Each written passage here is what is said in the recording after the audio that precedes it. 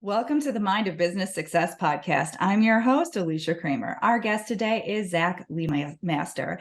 We're going to talk about business, but we're also going to talk about your business, Rent to Retirement, which I think is going to be a very interesting conversation about how to invest some of that business surplus, how to maybe create an additional stream of income, maybe how to completely migrate away from an existing business that you've fallen out of love with or you're ready to retire from.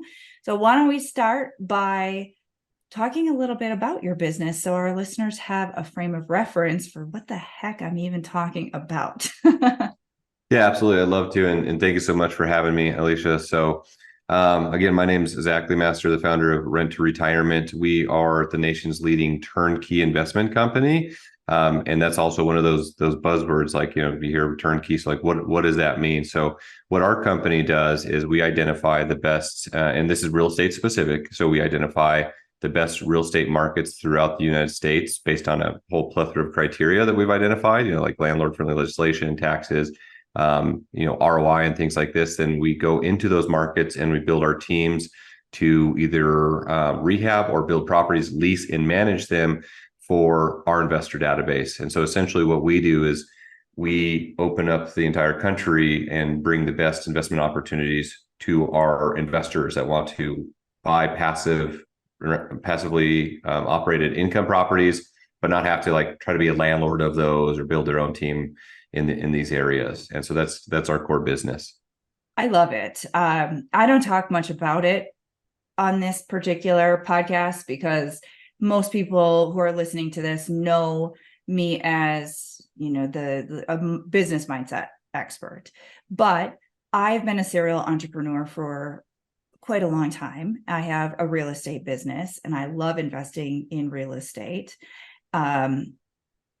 For people who are not familiar with the benefits of investing in real estate, I really do want to start there because most people have heard it.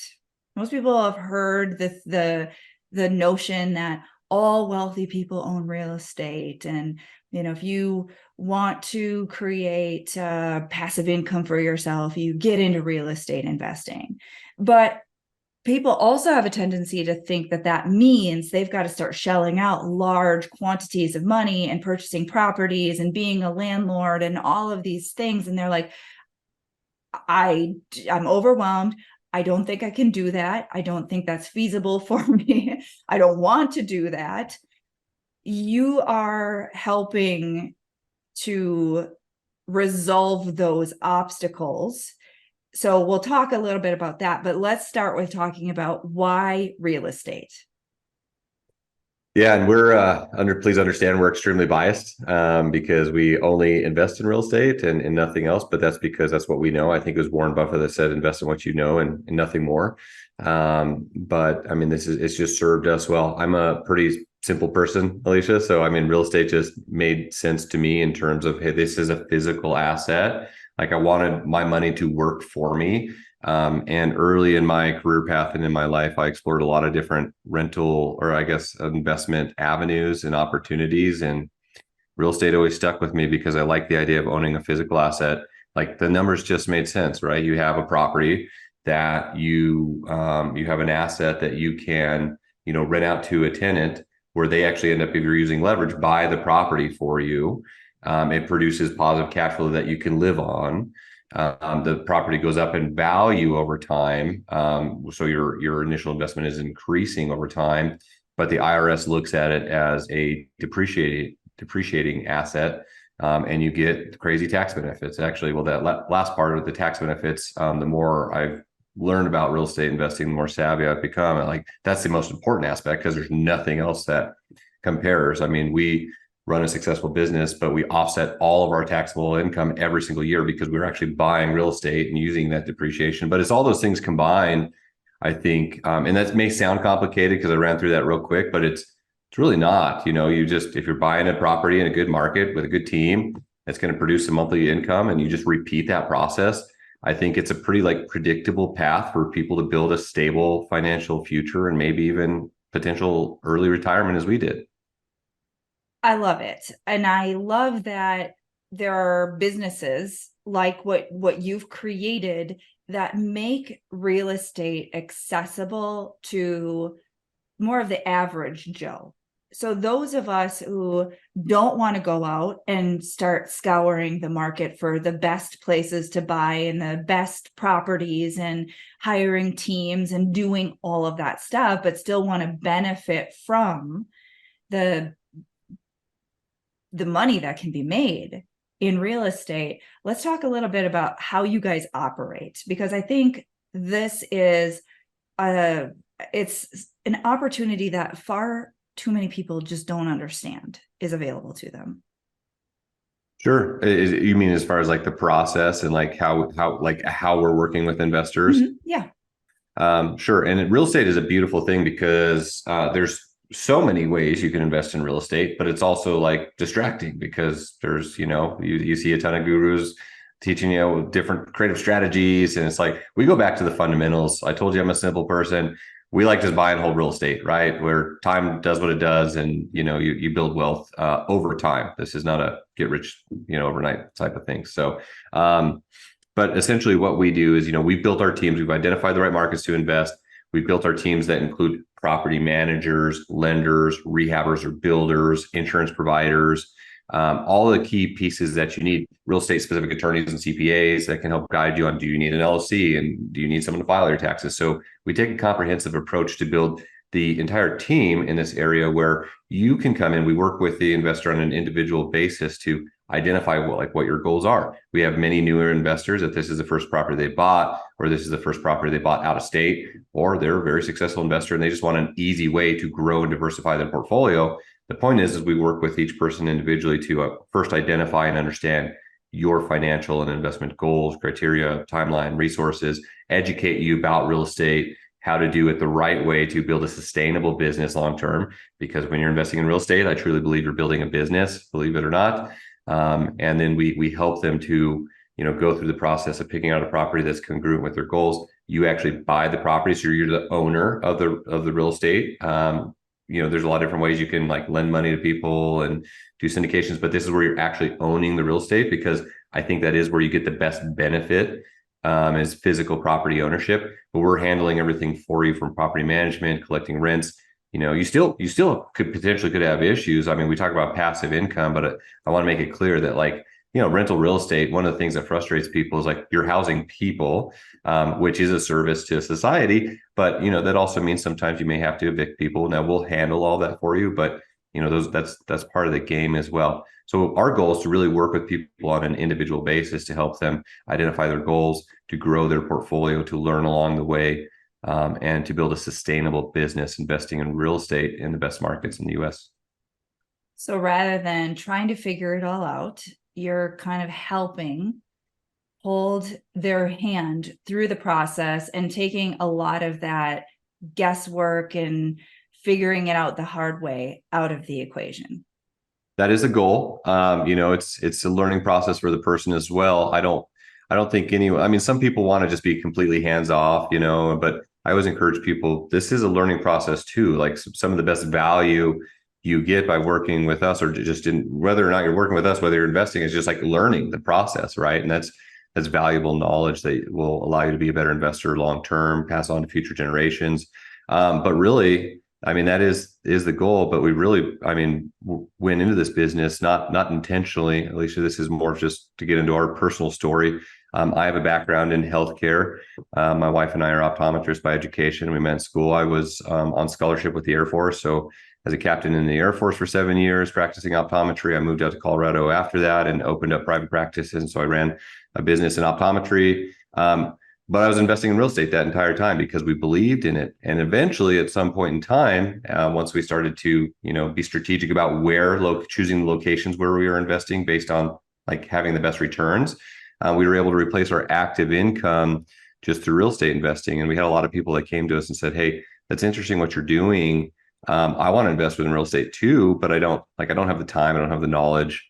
We see your success. Like, can you help us? And so that's really the foundation. We were already doing what we're doing. We just saw the demand that, hey, we can help other people do the same thing. So that's kind of the foundation of our now real estate business.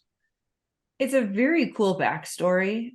It's relatable, and it's how many people are getting into business because they just want to be their own boss, right? They're not mastering something and then recognizing that they can be of tremendous service through that skill set, that knowledge, that whatever. And there is an unfortunate number of businesses that are operating where it's more about just the paycheck, the money, and not necessarily that, they have found their way and now they're giving back, they're helping others, and that becomes sort of the way that they support themselves, their family, and so on. So here you are, and you're doing this, and other people are saying, Zach, can you help us with this? And now this is a thriving business. I would love to talk a little bit about your mindset journey as you're transitioning from being the optometrist in that business and now creating this new business venture, which is, we're talking about right now. Absolutely. So it's definitely been an evolution, and it's always changing. So we started this business about 10 years ago. We've been investing for much longer than that. But I remember, there was a period of time we all go through. I think the entrepreneurial journey is rather lonely sometimes, because there's just not a lot of people that share the same like challenges and mindset and things that you have to go through. And your podcast and your community, I mean, probably helps to share those with people. I didn't have anything like that when I was on this path, but I do recall many times where, you have the naysayers, right? I mean, there's a lot of people where I went to 8 years of school to get a doctorate degree in healthcare. And, it's like, why would someone not do that when you dedicate that much time and hundreds of thousands of dollars to do that, to get that degree? And I just I use that as fuel to prove people wrong too. I mean, I know when I was investing in real estate, just as a side thing, which it started out as the first house we bought was a duplex, lived in half, rented out the other half, and then we bought another duplex after that. But people, and then we started investing out of state because we saw better opportunities. Like every step of the way, there's someone telling you you're doing something wrong. And I guess advice, if I have any for people in that journey or embarking on that, is like turn that noise off, right? Or use it as fuel to fuel your motivation to go out and prove them wrong. At least I did. And then when I decided, because I cut back my hours, and we still practice optometry, we do it on a volunteer basis. This was never a setting, because some people also tell me, they're like, hey, I'm glad that you found your passion, like optometry, or like, it wasn't right for you or something. I'm like, that's not the case at all. Like, I love helping people see. That's a passion I still have, and we still do that. It's just that, this is a path that we went down on the business side where we were able to help more people, and actually help more people in volunteer eye care as well. But, I guess without being too long-winded on tangents, there was multiple times where people were questioning what I was doing. And I remember even when I officially hung up the white coat to not do optometry anymore, my mother-in-law like sat me down and had a talk with me about concerns about what are you doing and stuff. But you just got to sometimes take the road less traveled and just do it, and understand that there's going to be some conflict along the way. And there's been a lot. I mean, real estate is a really challenging career path to transition to. I was never a really good business person as an optometrist, because you're wearing multiple hats. You're in the chair seeing your patients, and then you're trying to run the business and do multiple things. And I see a lot of healthcare professionals that it's a challenge to be the practitioner and the optometrist. So I don't know. It's been quite the journey. Sorry, that was a little long-winded. I think people can relate to various different aspects of that story. Just being a business owner oftentimes triggers people to the max. because it's risky. There's not that sense of security, that stability. And let's face it, people don't like change. So when we're feeling called to make a change, it is going to trigger some of the people around us who are like, please don't change. I don't like change. And we experience that in many cases as pushback, or we're not getting support, or, I mean, it comes in all shapes and sizes. You mentioned entrepreneurship can be a very lonely journey. And I recognized this very, very early on when I had first gotten my hypnotherapy certification and I opened my brick and mortar hypnotherapy practice. It wasn't even my loneliness as an entrepreneur. I was actually the sounding board for these business owners that were coming in and expressing how they felt like nobody understood them. And it was so nice to be able to feel like somebody understood who they were, what drove them, just to feel like somebody understood what was going on in their own head and in their own heart. And I found that even though we're so incredibly connected, there's no shortage of group programs you can be a part of. There's no shortage of chamber events that you can go to, networking things you can participate in, masterminds. There's everything everywhere. And still, so many people feel like they are suffering in silence. They're struggling alone. They don't know who's got their back when they're setting these sort of next level goals, and they're overcoming their adversities and stepping outside of their comfort zone. And so we have this tendency to go through this journey, and we're sort of keeping ourselves guarded to protect ourselves from a lot of that outside influence. But really, there are a lot of individuals like yourself and this business that you've created who are saying, no, I'll take your hand, and you're not in this alone, and you're not crazy, right? You're not crazy for wanting to do this for yourself. And that there is so much support that really is out there if we're looking in the right places. From your perspective, what are you seeing with the investors that are coming to you? Do they, I mean, are they in many cases over that hurdle, or do you notice that they've got some of their own sort of mindset stuff that they've got to work through? Yeah, man, you just hit on so much that like I just connected with as you're going through that. But I mean, at least with our investors, I think that like the typical clientele that we serve, I would say the average person, because we do have a broad spectrum of people that are looking to invest in real estate based on their goals, but a lot of people tend to fall into this category where they're either a busy professional and they just don't have time. A lot of them are like healthcare professionals or engineers or attorneys or whatever, where they have like maybe their own small practice. And so they're experiencing a lot of those same things. Although we tend not to get too much into the personal weeds of that, where we stay focused on the investment side. But I think a lot of them, I could see the similarities in the stuff that you just went through on what they're experiencing. But we also have the people that have like, they're looking for real estate as a way out, because they're just tired of their 9 to 5 or something. And so for them, it's like this motivation where they're trying to replace their income or learn something new, learn a new skill.